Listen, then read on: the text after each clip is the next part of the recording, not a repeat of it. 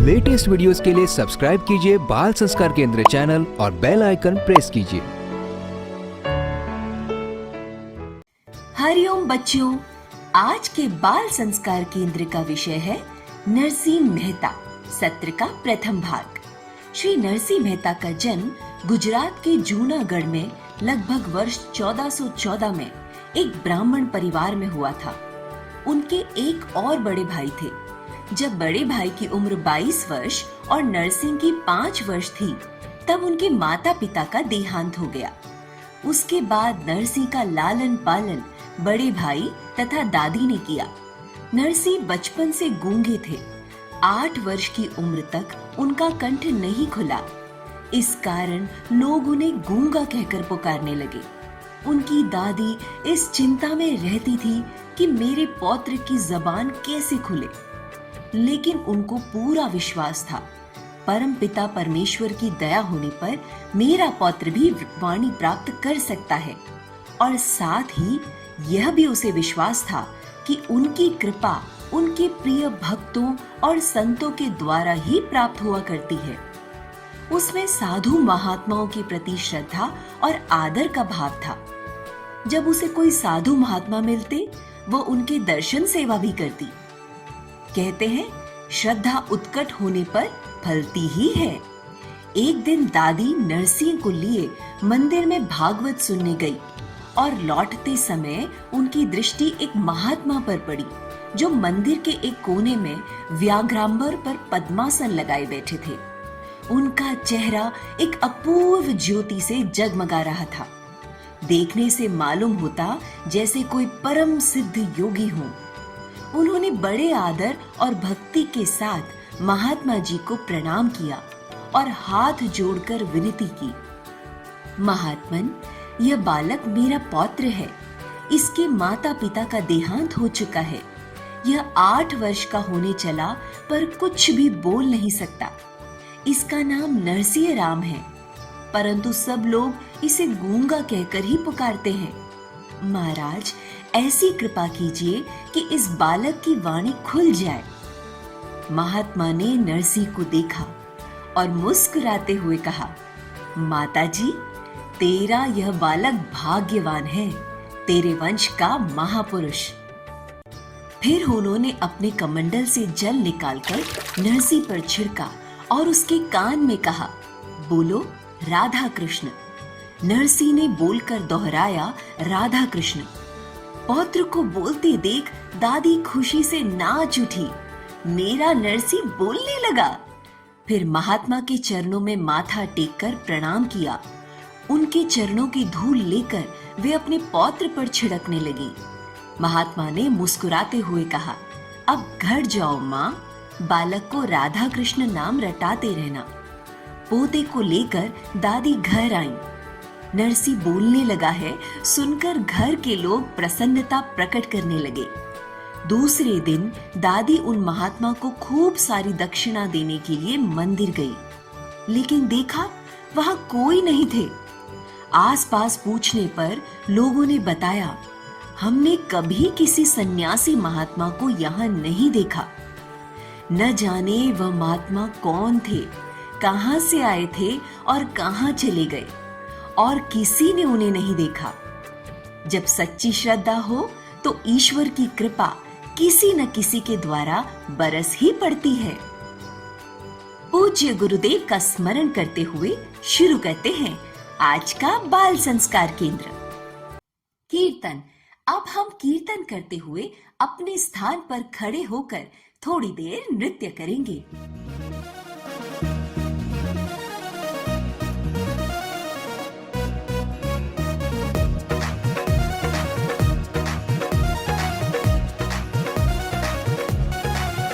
ओ लीला शाह जी के प्यारे हैं, भक्तों की आंखों के तारे हैं। ओ लीला शाह जी के प्यारे हैं, भक्तों की आंखों के तारे हैं। हम बापू जी के बापू जी हमारे हैं। हम बापू जी के बापू जी हमारे हैं। 1 2 3 4 बापूजी की जय जयकार। 5 6 7 8 बापूजी हमारे साथ। 1 2 3 4 बापूजी की जय जयकार। 5 6 7 8 बापूजी हमारे साथ।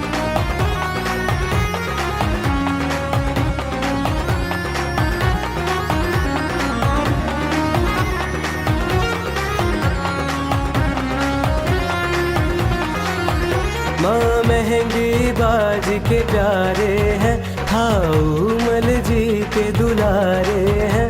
माँ महंगी बाज के प्यारे हैं, हाउमल जी के दुलारे हैं। हम बापूजी के बापूजी हमारे हैं। हम बापूजी के बापूजी हमारे हैं। 1 2 3 4 बापूजी की जय जयकार। 5 6 7 8 बापूजी हमारे साथ।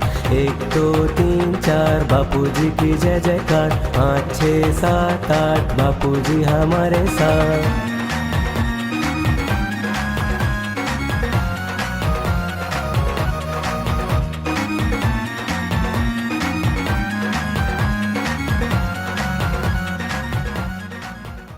बच्चों, अब सभी बच्चे अनामिका उंगली से तिलक के स्थान पर स्पर्श करते हुए मंत्र बोलेंगे।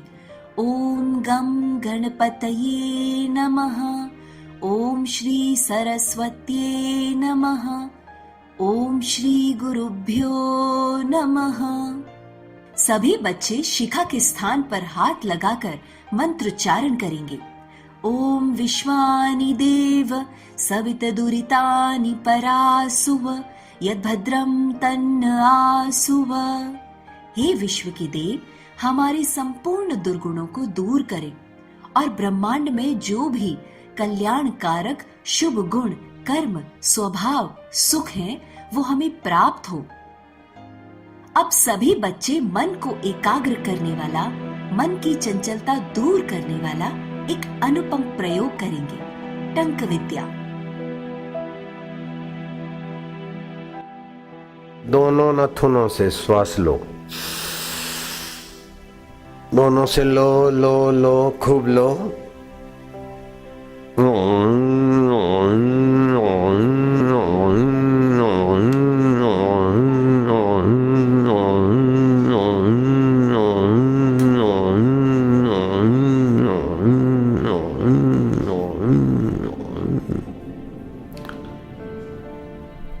एक बार हुआ, ऐसा 2 बार करना है बस। फिर से लो।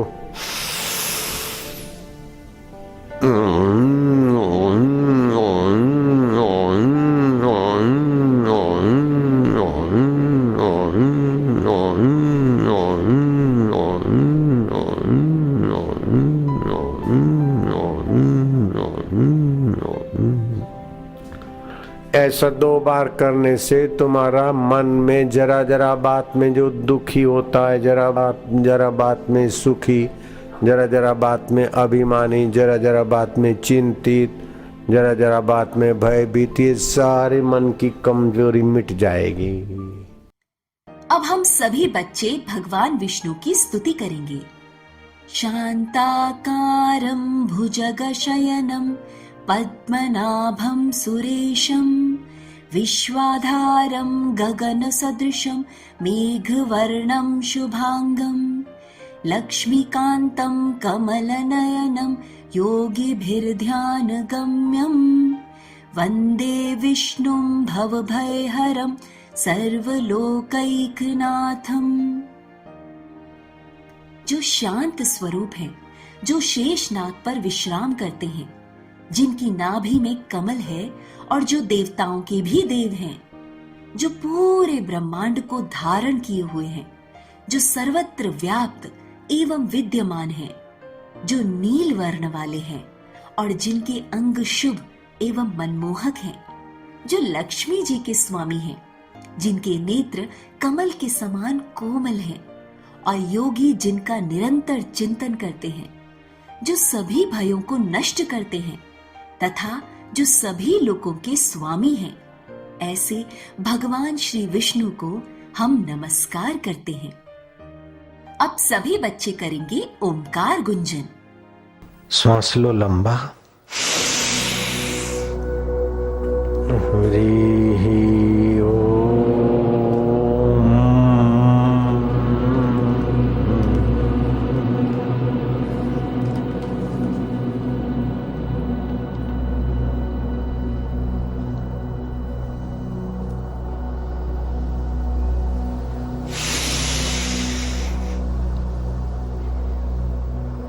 हरि ओम।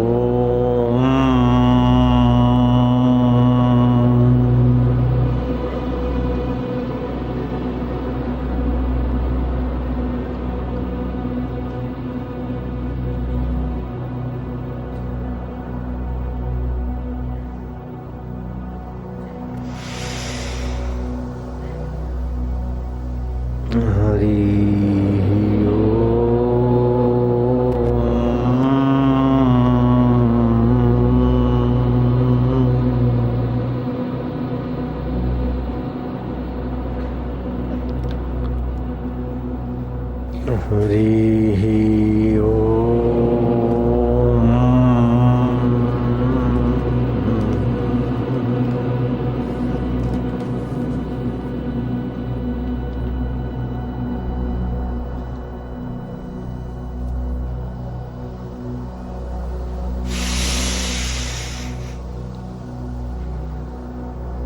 हरि ओम।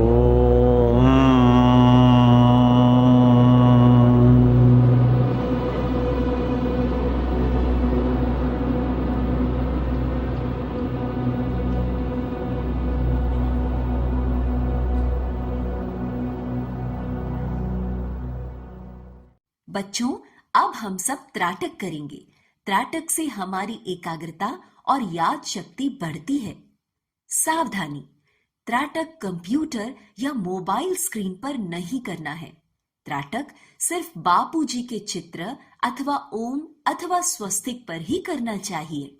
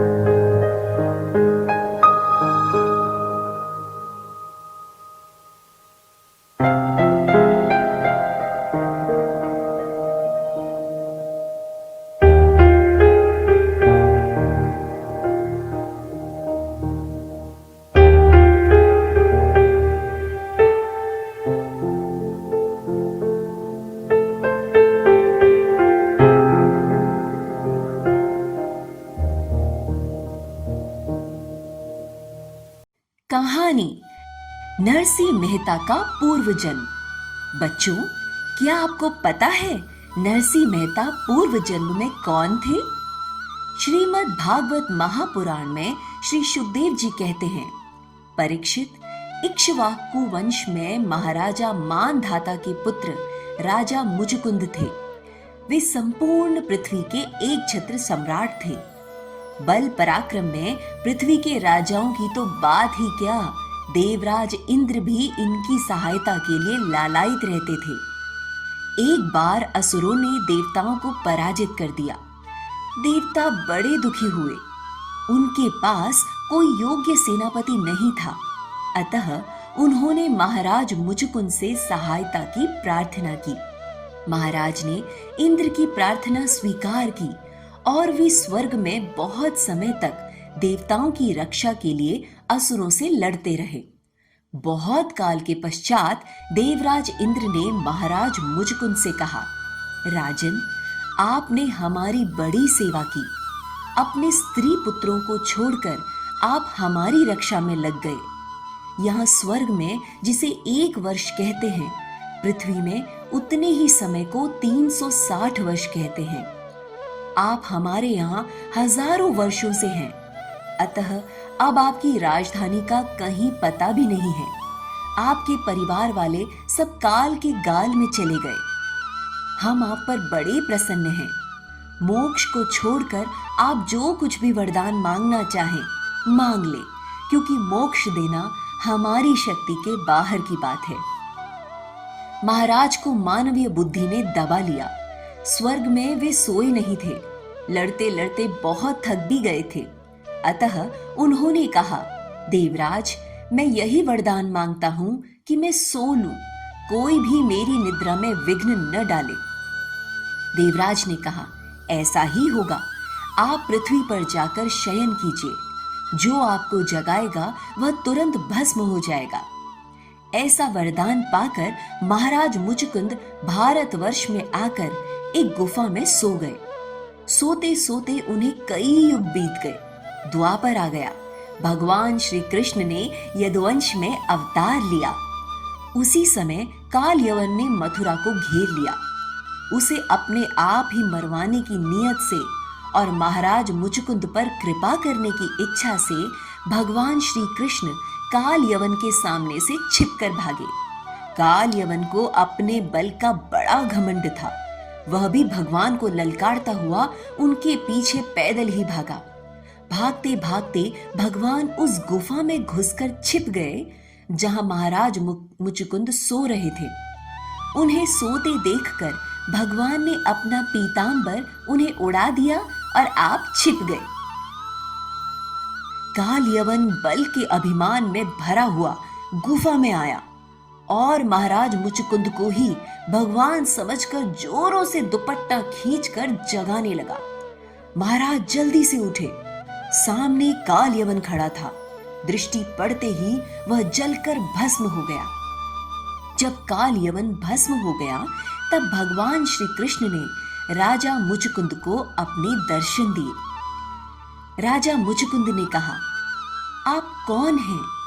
मैं तो ऐसा समझता हूं कि आप देवताओं के आराध्य देव पुरुषोत्तम भगवान नारायण ही हैं, क्योंकि जैसे श्रेष्ठ दीपक अंधेरे को दूर कर देता है, वैसे ही आप अपनी अंग कांति से इस गुफा का अंधेरा भगा रहे हैं। प्रभु, मैं महाराजा मानधाता का पुत्र हूँ। बहुत दिनों तक जागते रहने के कारण मैं थक गया था।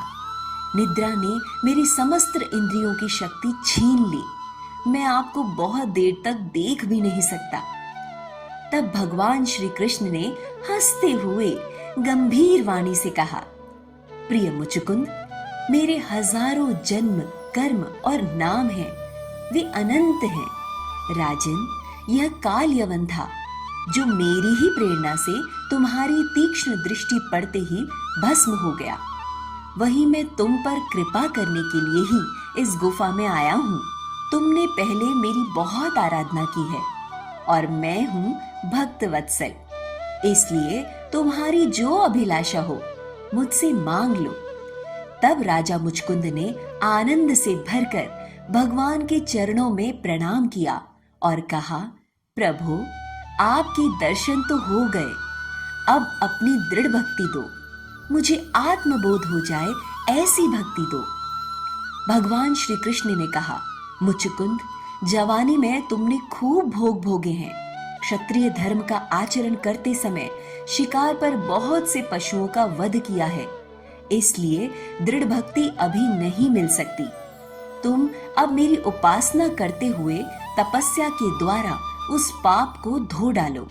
राजन, अगले जन्म में तुम ब्राह्मण बनोगे और समस्त प्राणियों के सच्चे हितैषी परम सुहृद होगे तथा फिर परमात्मा को प्राप्त करोगे।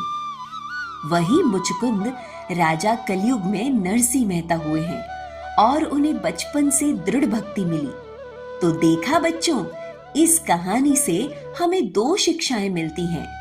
एक यह है कि संयम पूर्वक जीवन जीने से ही भगवान की भक्ति मिलती है। भोग वासना से भगवत प्राप्ति का रास्ता लंबा हो जाता है। दूसरी यह कि ईश्वर की उपासना और तपस्या हमारे पापों को जला देती है और कभी न कभी अगले जन्म में हमारा साथ देती है। बच्चों बोलो, भक्त और भगवान की जय। साखियां।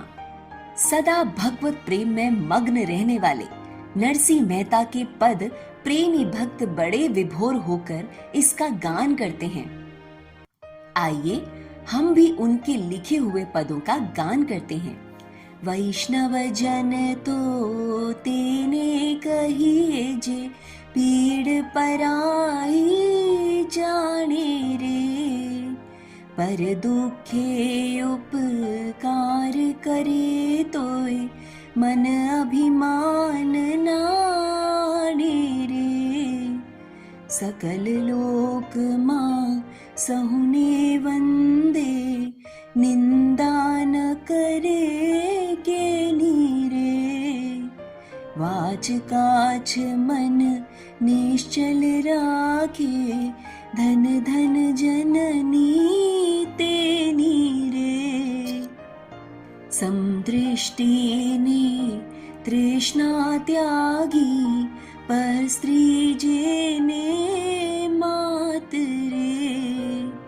जिह्वा थकी असत्य न बोले, पर धन नव झले हाथ रे। मोह माया व्यापे नहीं जेने, दृढ़ वैराग्य जिना मन मारे।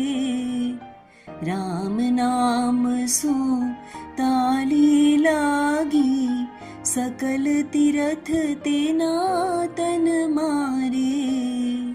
वण लोभी ने कपट रहित छे, काम क्रोध निवार्या रे। वैष्णव जन तो तेने कहिए जे, पीड़ पराई जाने रे। पर दुखे उपकार करे तोय, मन अभिमान नाने रे। संस्कृति सुवास। कीर्तन में ताली क्यों? आप जब भगवान नाम कीर्तन करते हैं तो ताली बजाते हैं। ताली बजाने से क्या लाभ होता है आपको पता है? पूज्य बापूजी कहते हैं, आपके सिर, हाथ और पैर में शरीर की नाड़ियों के स्विच बोर्ड हैं। जैसे घर में कई जगह बिजली से चलने वाले उपकरण होते हैं और स्विच बोर्ड एक दो जगह पर होते हैं, वैसे ही तुम्हारी नाभि से लेकर कंधे तक 72,000 नाड़ियां हैं। तुम्हारे पैरों के तलवों और हाथों में इन नाड़ियों के स्विच बोर्ड हैं। मानो किसी को सरदर्द है तो एक्यूप्रेशर पॉइंट दबाओ तो थोड़ी देर में सिर दर्द ठीक हो जाना चाहिए। आंख का मोतिया तक दूर हो सकता है। स्मरण शक्ति में लाभ होता है। ऐसे ही अलग अलग तकलीफों के लिए अलग अलग पॉइंट हैं, किंतु उनका पता नहीं है तो थोक में ताली बजाओ तो फायदा होगा। यह है तो हमारे भारत की विद्या, लेकिन अब चीन से एक्यूप्रेशर प्रचारित होके आई है तो अब यहाँ के डॉक्टर उसको बोलते हैं wonderful, acupressure is very good system. परंतु है भारत की। आयो लाल झूले लाल, झूले झूले झूले झूले लाल। गाते और ताली बजाते हैं तो एक्यूप्रेशर हो रहा है, और क्या हो रहा है। एक साथ मिलकर कीर्तन करने से तुमुल ध्वनियां वातावरण में उत्पन्न होती हैं तथा उस समय मन ध्वनि पर एकाग्र होता है, जिससे स्मरण शक्ति तथा श्रवण शक्ति विकसित होती है। हरि नाम लेकर ताली बजाने से हाथ के सभी रक्त कण पवित्र होते हैं। श्री रामकृष्ण परमहंस ने कहा है, ताली बजाकर प्रातः और सायं हरि नाम करने से सब पाप दूर हो जाएंगे। जैसे पेड़ के नीचे खड़े होकर ताली बजाने से पेड़ पर की सब चिड़ियां उड़ जाती हैं, वैसे ही ताली बजा के हरि नाम लेने से देह रूपी वृक्ष से सब अविद्या रूपी चिड़ियां उड़ जाती हैं। कलयुग में भगवान नाम के समान दूसरा सरल साधन नहीं है। भगवान नाम लेने से मनुष्य के मन और शरीर दोनों शुद्ध हो जाते हैं। भजन। अब हम गाएंगे भावपूर्ण भजन।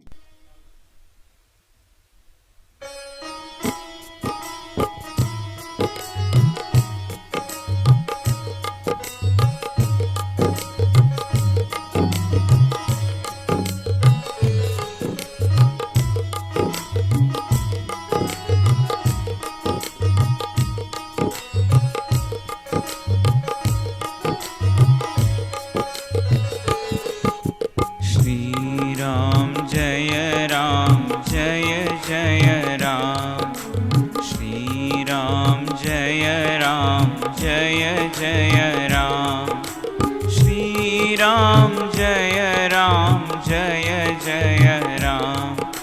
श्री राम जय जय राम। श्री राम जय जय राम।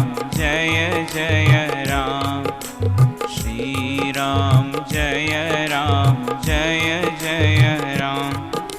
मंगल भवन अमंगल हारी, मंगल भवन अमंगल हारी। उमा सहित जय जपत पुरारी, उमा सहित जय जपत पुरारी। श्री राम जय जय राम। श्री राम जय जय राम। हरि हरि ओम, हरि हरि ओम, हरि हरि ओम, हरि हरि ओम, हरि हरि ओम, हरि हरि ओम, हरि हरि ओम, हरि हरि ओम। श्री राम जय जय राम। श्री राम जय जय राम।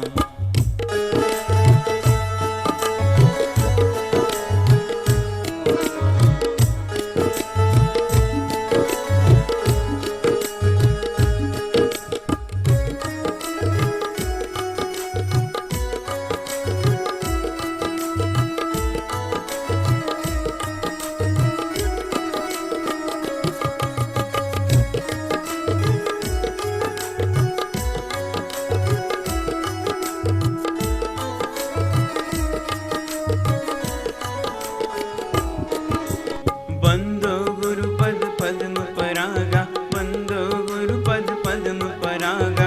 सुरुचि सुवास सरस अनुरागा, सुरुचि सुवास सरस अनुरागा।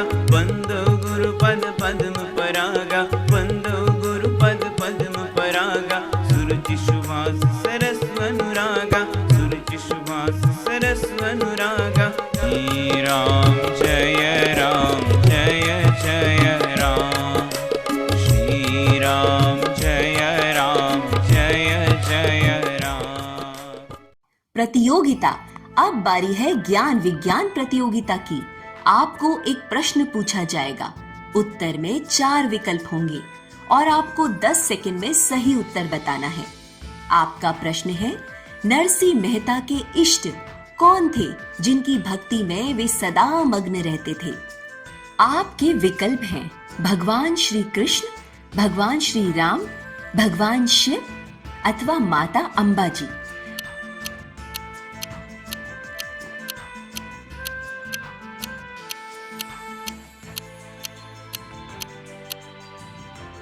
प्रश्न का सही उत्तर आपको सत्र के अंत में बताया जाएगा। ज्ञान का चुटकुला। टीचर क्लास में, बच्चों बताओ तुम सब में सबसे बहादुर लड़का कौन है? सभी बच्चों ने हाथ खड़े कर दिए। टीचर, अच्छा बताओ यदि तुम्हें कहीं बम दिख जाए तो क्या करोगे? चिंटू, उसे उठाकर ऑफिस में जमा कर देंगे, जिसका होगा ले जाएगा। सीख, युक्ति युक्त उत्तर देना चाहिए और व्यवहार करना चाहिए। स्वास्थ्य सुरक्षा में आज हम जानेंगे हवामान शुद्ध करने का उपाय। आजकल कई बीमारियां तो अशुद्ध वायु या स्वच्छ वातावरण नहीं मिलने के कारण होती हैं। आपको देशी गाय के गोबर के कंडे कभी कभार जलाकर जौ, तिल, घी, नारियल के टुकड़े एवं गूगल मिला के तैयार किया गया धूप कर दो तो बहुत सारे हानिकारक जीवाणु नष्ट हो जाएंगे। जब ध्यान जप आदि करना हो तो थोड़ी देर पहले यह धूप करके फिर उस धूप से शुद्ध बने हुए वातावरण में प्राणायाम ध्यान जप करने बैठे तो बहुत ही लाभ होगा। किंतु धूप में भी अधिक न करें, नहीं तो गले में कुछ तकलीफ हो सकती है। आजकल परफ्यूम आदि से अगरबत्तियां बनती हैं। वे खुशबू तो देती हैं, लेकिन उनमें प्रयुक्त रसायनों का हमारे स्वास्थ्य पर विपरीत प्रभाव पड़ता है। एक तो मोटर गाड़ियों के धुएं का कुप्रभाव, दूसरा, अगरबत्तियों के रसायनों का भी कुप्रभाव शरीर पर पड़ता है। ऐसी अगरबत्तियों की अपेक्षा सात्विक अगरबत्ती या धूप बत्ती मिल जाए तो ठीक है, नहीं तो कम से कम घी का थोड़ा धूप कर लेना चाहिए। हमारे ऋषियों ने यज्ञ की खोज कीटाणु मारने के लिए नहीं, अपितु वातावरण की शुद्धि, अंतःकरण की शुद्धि करके शुद्ध बुद्ध परमात्मा को पाने के लिए यज्ञ की खोज की है। गतिविधि। आज की गतिविधि है कौन बनेगा स्टेशन मास्टर। इस चित्र को ध्यान से देखिए। P1 और P2 दो प्लेटफॉर्म हैं। बोगी A और बोगी B दोनों प्लेटफॉर्म पर क्रमशः खड़ी हैं। आगे एक ब्रिज बना हुआ है। ट्रेन का इंजन साइड में दूसरे ट्रैक पर है जो दोनों तरफ से चल सकता है। आपको बोगी A को प्लेटफॉर्म P2 पर लाना है और बोगी B को प्लेटफॉर्म P1 पर लाना है और इंजन को यथावत उसी ट्रैक पर वापस लाना है। समस्या यह है कि ब्रिज केवल इंजन का वजन झेल सकता है। इंजन के साथ बोगी जाएगी तो ब्रिज टूट जाएगा। समाधान कीजिए। टिप: एक कागज पर ड्राइंग बनाकर माचिस की डिब्बी से इसे समझाइए। यदि आपसे उसका समाधान निकल जाए तो और वीडियो बनाकर बाल संस्कार के शिक्षक को दिखाइए। आप इसे घर पर भी प्रयास कर सकते हैं। बच्चों, अब हम श्री आशा रामायण जी की पंक्तियां दोहराएंगे। श्री आशा रामायण जी का पाठ करेंगे।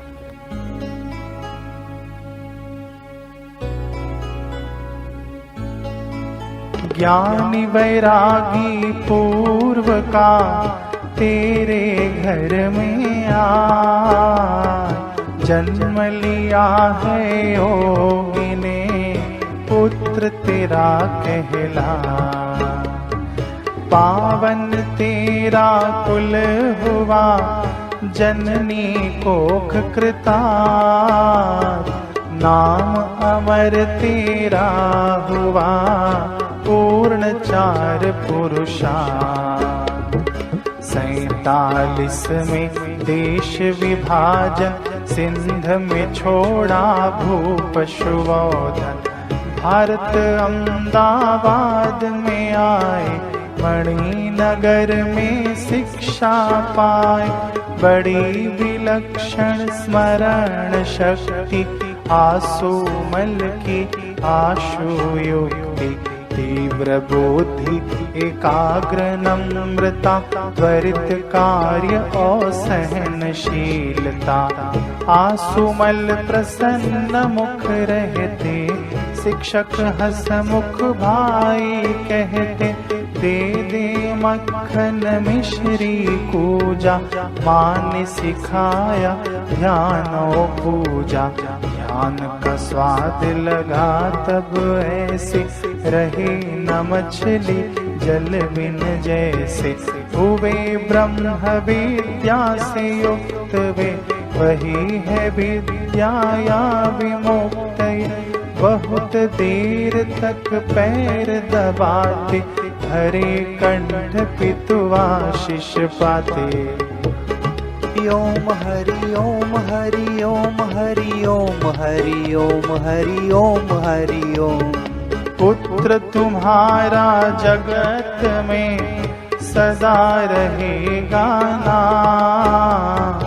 लोगों के तुमसे सदा पूर्ण होंगे काम। सिर से हटी पिता की छाया, तब माया ने जाल फैलाया। बड़े भाई का हुआ कुशासन, व्यर्थ हुए माँ के आश्वासन। गए सिद्धपुर साधना करने, कृष्ण के आगे बहाए झरने। सेवक सखा भाव से भीजे, गोविंद माधव तब है रीजे। एक दिन एक माई आई, बोली है भगवन सुखदाई।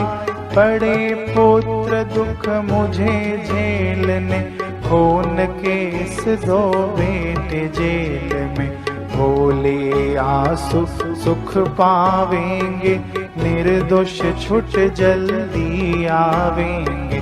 बेटे घर आए माँ भागी, आंसू मल के पाँवों लगी। ओम हरि ओम हरि ओम हरि ओम हरि ओम हरि ओम हरि ओम हरि ओम।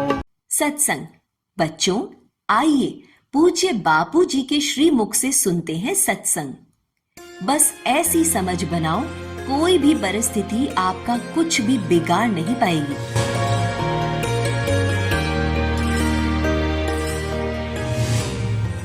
बात मैं आपको ये बताऊंगा कि आप अपने जीवन में एक पक्का सिद्धांत कर लो कि सदैव प्रसन्न रहना ईश्वर की सर्वोपरि भक्ति है। चाय बिगड़ जाए फिक्र नहीं, कपड़ा बिगड़ जाए फिक्र नहीं, अथाना अचार बिगड़ जाए फिक्र नहीं, रुपया पैसा बिगड़ जाए ज्यादा फिक्र नहीं करना। अपने हृदय को मत बिगाड़ना। हृदय में हृदयेश्वर खुद रहता है। खुदा शाह हाफिज ने कहा कि ए इंसान तू 100 मस्जिद तोड़ दे, ए इंसान तू 100 मंदिर तोड़ दे, लेकिन किसी का जिंदा दिल मत सताना, उसमें खुदा खुद रहता है। तो आप अपने दिल को दुखी नहीं होने देंगे, अपने हृदय को प्रसन्न रखेंगे। हमारे शास्त्र कहते हैं रक्षताम रक्षताम कोशानाम अपि हृदय कोशम तेन रक्षितम सर्वम रक्षितम इदम। आप रक्षा कीजिए अपने हृदय कोश की रक्षा कीजिए। उसकी रक्षा करने से सब कुछ आपका सुरक्षित हो गया, और हृदय को बिगाड़ने से आपका सब कुछ होते हुए भी बिगड़ गया। इसलिए हृदय न बिगड़े ऐसा ज्ञान, हृदय न बिगड़े ऐसा जप, हृदय न बिगड़े ऐसा सुमरण, हृदय न बिगड़े ऐसा जीवन में नियम की आवश्यकता है। गुजरात में कहावत है, चा बिगड़ी तो सुबह बिगड़ी, दाल बिगड़ी तो दिवस बगड़્યું, ચા બગડી તો સવાર બગડી, દાળ બગડી તો દિવસ બગડ્યું, અથાણું બગડ્યું તો મારું બેટું વરસ બગડ્યું, અને બૈરું બગડ્યું તો જિંદગી पूरी जिंदगी बिगड़ गई। ऐसी गुजरात में कहावत है। चाय बिगड़ी तो सुबह बिगड़ी, दाल बिगड़ी तो दिन बिगड़ा, अथाणा आचार बिगड़ा, अथाणा बिगड़ा तो वर्ष बिगड़ा, और औरत का स्वभाव बिगड़ा तो जिंदगी बिगड़ी। ऐसी कहावत है। मैं नहीं कहता अपने तरफ से, माया नाराज नहीं होना। मैं तो ये कहता हूं कि समझ बिगड़ी तो 84 लाख जन्म बिगड़े, और समझ नहीं बिगड़ी तो कुछ भी नहीं बिगड़ा। इसलिए आपकी समझ को संभाल। महाराष्ट्र में संत सम्मेलन हुआ था, उसमें दूर दूर से संत एकत्रित हुए थे। सम्मेलन संपन्न हुआ और कुछ संत गए भगवान विट्ठल के दर्शन करने को पंढरपुर में। उसमें संत शिरोमणि तुकाराम महाराज, एकनाथ महाराज और गुजरात के नरसिंह मेहता, तीनों एक साथ गए भगवान विट्ठल के दर्शन करते। तुकाराम महाराज, तुकाराम की पत्नी तौबा कहो, उठते भी गाली, बैठते भी गाली, लेते भी गाली, देते भी गाली, और कभी कभी डंडा मारती तो डंडे के 2 टुकड़े बना देती। ऐसी पावरफुल थी जयराम जी की। आपकी मिसेस तो ऐसी नहीं है ना? अगर यहां तक भी हो जाए तभी भी आप अपने दिल को बिगड़ने मत देना, ये मेरी प्रार्थना है जयराम जी की। उठते भी गाली, बैठते भी गाली, लेते भी गाली, देते भी गाली, और कभी कभार उठा के डंडा मारती तो डंडे के 2 टुकड़े बना देती थी। ऐसी औरत थी। किसी किसी भाग्यशाली को मिले।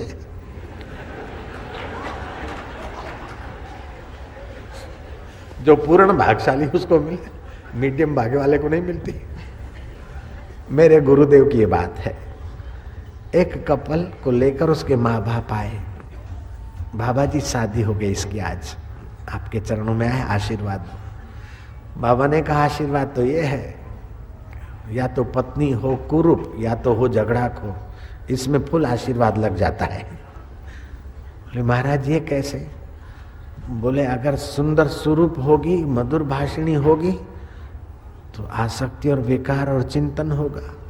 अगर झगड़ाखोर होगी तो फिर भगवान में लगेगा तो फुल आशीर्वाद काम करेगा। जयराम जी की। तुकाराम महाराज गए विठ्ठल भगवान को कहते, माझा विठ्ठला तुमच्या काय काय में वर्णन करू, माझा विठ्ठला तुमची कृपाचा कोई पार नाही, काय बोलून काय नाही बोलू मला माहित नाही माझा विठ्ठला। वो पत्नी झगड़ाखोर देकर तुमने मेरी आसक्ति मिटाई और मेरा मन तुम्हारे में लगा। अगर झगड़ाखोर नहीं होती तो शायद मेरा मन उसमें लग जाता, तो मैं इतनी यात्रा नहीं कर पाता। ये तेरी कृपा है कि पत्नी झगड़ाखोर देकर मेरे को भक्ति का रंग लगाया। विठ्ठल तेरी बड़ी कृपा है।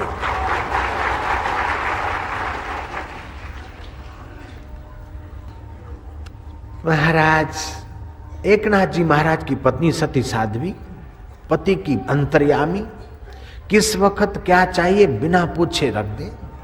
पूछ पूछ के करे ये नहीं, संकेत पाके करे नहीं, अपने आप काम कर ले, ऐसी सती साध्वी। एकनाथ जी बोलते, मेरे विठ्ठल ये तुम्हारी कृपा है।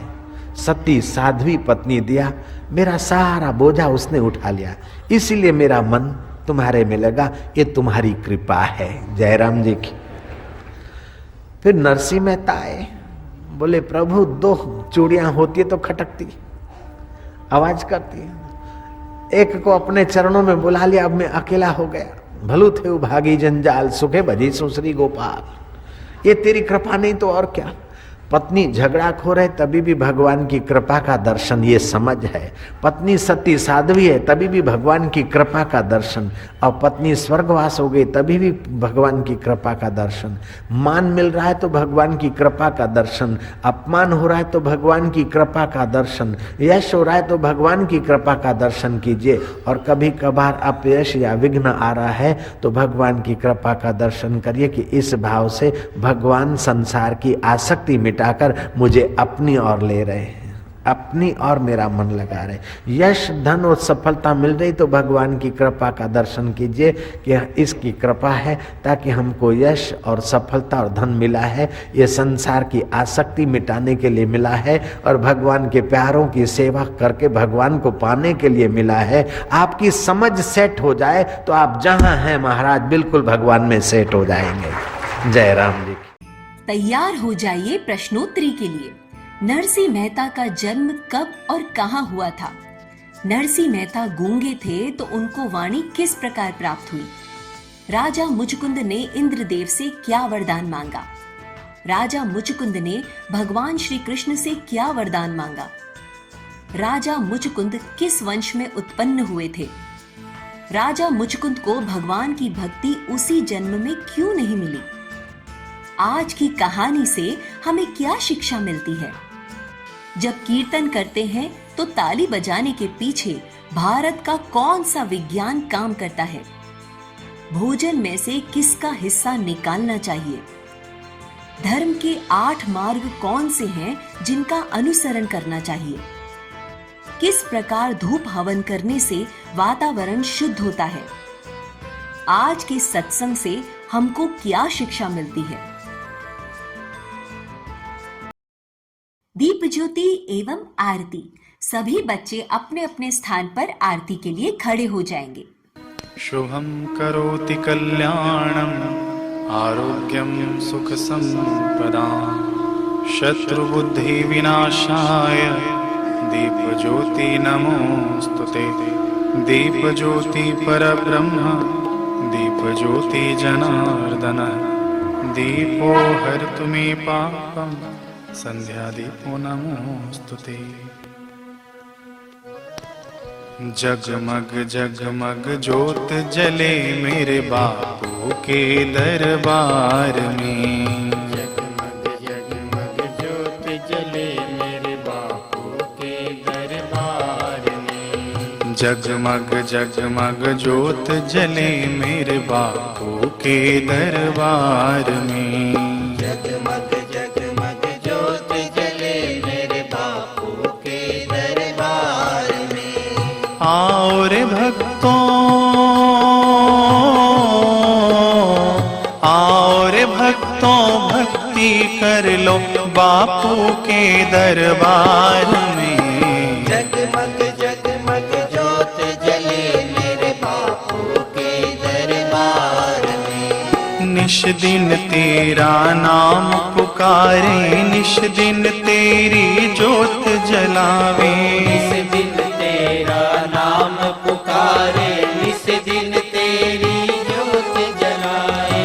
आओ रे भक्तों भक्ति कर लो, आओ रे भक्तों भक्ति कर लो, बापू के दरबार में। जगमग जगमग ज्योत जले मेरे बापू के दरबार में। ऐसी अंतर ज्योत जगाओ, हम दीनों को पार लगाओ। ऐसी अंतर ज्योत जगाओ, हम दीनों को पार लगाओ। आओ रे भक्तों,